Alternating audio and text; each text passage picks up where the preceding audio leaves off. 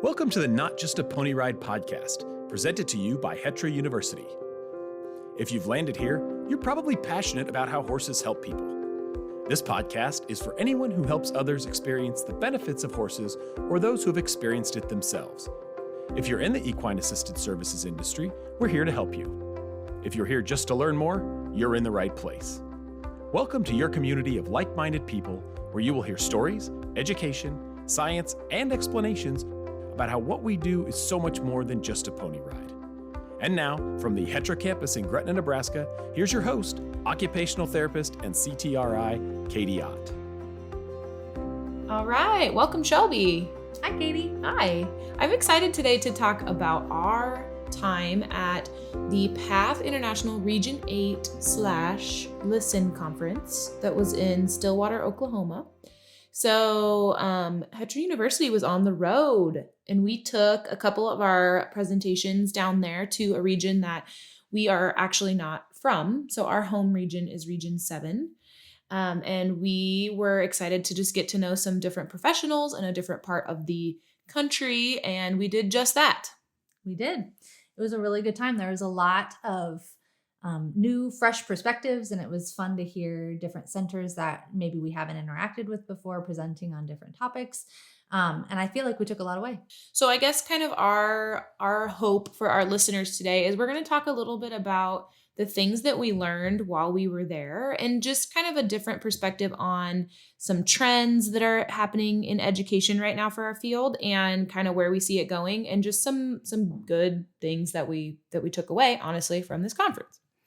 So I think there was a pretty heavy, I will say, focus on some administrative type topics. Would you say, Shelby? Yeah, absolutely. We heard a lot about strategic planning within our industry and a lot of different areas of what it takes to run an organization.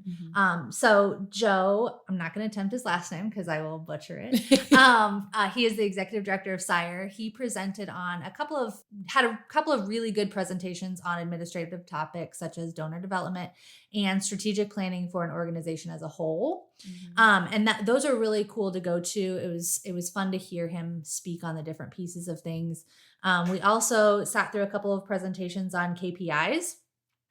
Which are generally thought about as key performance indicators, but we heard them talked about as like keeping people inspired and interested and informed and how that would tie back into your organization, both from a culture standpoint and a sustainability standpoint. Mm-hmm. We also learned a lot about strategic planning and progression of like the horse side of things and the programming side of things. So it was really refreshing to hear a lot of that because I think, everybody hears strategic planning and they think, oh, it's hard, and it is hard. But it's nice to hear people talking about it and the importance that it brings to our industry and being sustainable if we want to be here for the long term.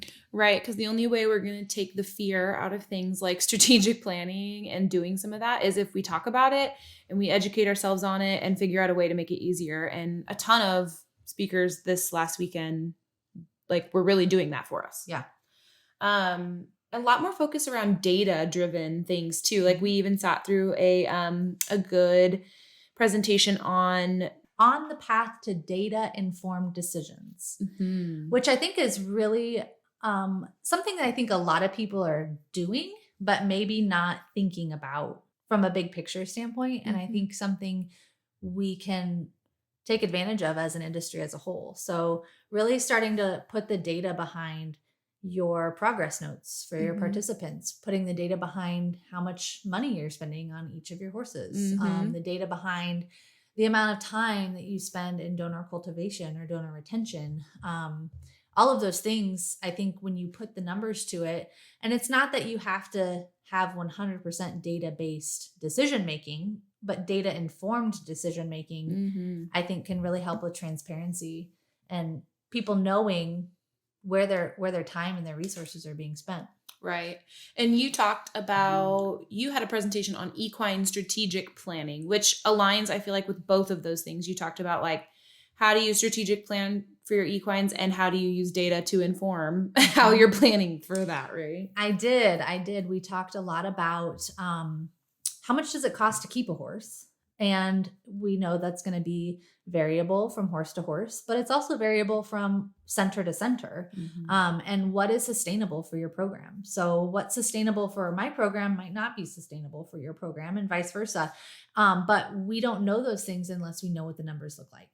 And then we also talked a lot about succession planning for our horses, because what happens when Steady Eddie retires? We have to have a plan so that we can continue to serve our participants and make a difference every day. So we talked a lot about that, and looking at a mock herd and making some decisions about what might be appropriate for each organization that was in the room. And I think there's a lot of really good conversation around that. Yeah, it was a super dynamic session. I sat through it, and a lot of people with a lot of different ideas. And of course, we were in a different region. So the way, cost for different things affects people in the South is different than where we're at. And so we just got some really cool perspectives on how people are running things. So that was fun.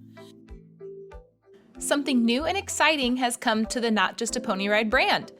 Introducing Patreon. Patreon is a subscription-based site in which we can share even more with our equine-assisted community. Join us for $5 and gain access to a ton of exciting perks. My favorite perk is probably the monthly networking call, hosted by HETRA's CEO and COO. It's on the first Thursday of every month at noon, and the last few months we've done it, we have had people join us from all over the United States looking to share their struggles, success, and expertise in this field. A really cool way to connect. My second favorite perk is probably the free access to a CEU-eligible webinar every single month.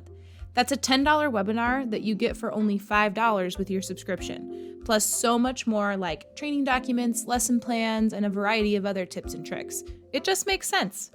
So don't try to recreate the wheel or spend hours looking for quality continuing education. Join us on Patreon now. The link is in the show notes below. So yeah, that was kind of the strategic planning admin part of things, which I think was definitely a theme. We sat through some really good disability education too. Shannon Middleton, she's a speech therapist, I believe, from Rock, right? We sat through one on concussions, which I thought was super informative and kind of outside the box, right? Like, we don't really think about what happens if you sustain a concussion to anybody that's in our industry in general, because we know a lot of us that are riding and working with the horses every day. I'm guessing probably the majority have at some point had some kind of a concussion or a knock or a something.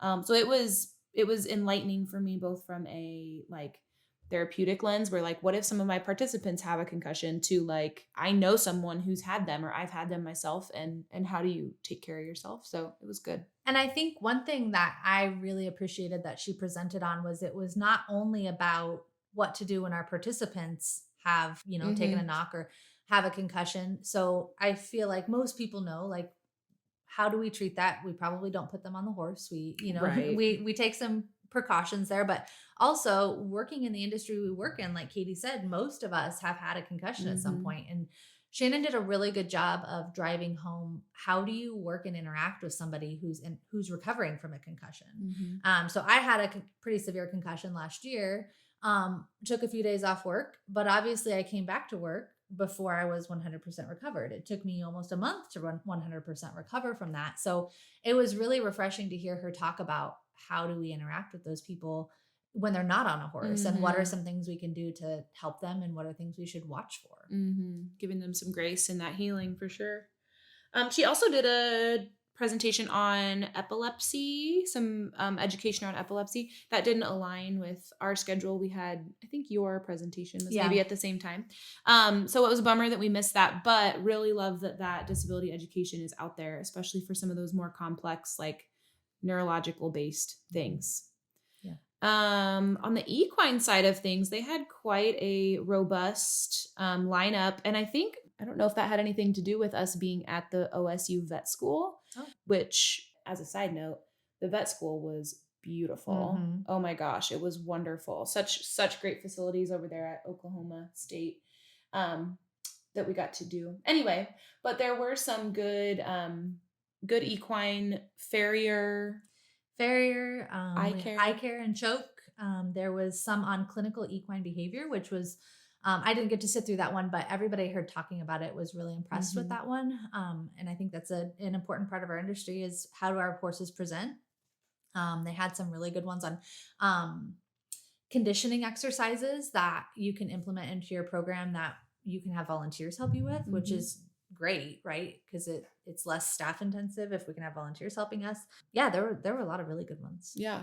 Overall, just a really well-rounded conference, I think. A lot of equine disability education, programming stuff, but I think definitely the theme might have been some of those administrative things and the strategic planning and what's the word I'm looking for? Sustainability, like center sustainability for sure. And I think that's huge, right? Everybody coming out of COVID, we have to figure out how can we be sustainable. If we're not sustainable, we can't help people. And that's what we're here to do. That's right. So as the kind of takeaway for today is my presentation was a disability education. I did sensory and behavior regulation in equine assisted services. Was a good dynamic presentation. It was really good. Kaiti did a really nice job of relating that back to therapeutic riding and how working with individuals with sensory processing disorders, how we can help them. And it was really good for me. Kaiti does a really cool job of comparing it to a big bucket and a small bucket. And so she had some really good visuals, and it can be a thick topic to get to. It was, but you do a good job of keeping it really engaging. Well, I appreciate that. So kind of as the bonus for today is we are going to do the handout that I gave everybody at our presentation, my presentation rather, I'm going to give to all of our friends over at Patreon. So if you are a Patreon subscriber, you can go over there. I'll put the link in the show notes. And you can go over there and get my handout. And then I will also put the link to the webinar. So that presentation that I did is currently a webinar on HETRAUniversity.org. So if it's something that you're interested in, you can head over there.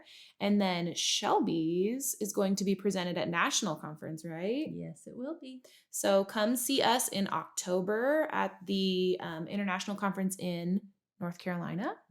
You're going to do that there. And then shortly after that, we will release her presentation as a webinar as well. So stay plugged into HETRAUniversity.org and get all of the up and coming education. And maybe, who knows, we'll have some of these themes with strategic planning and things coming our way soon. We'll see. Yeah.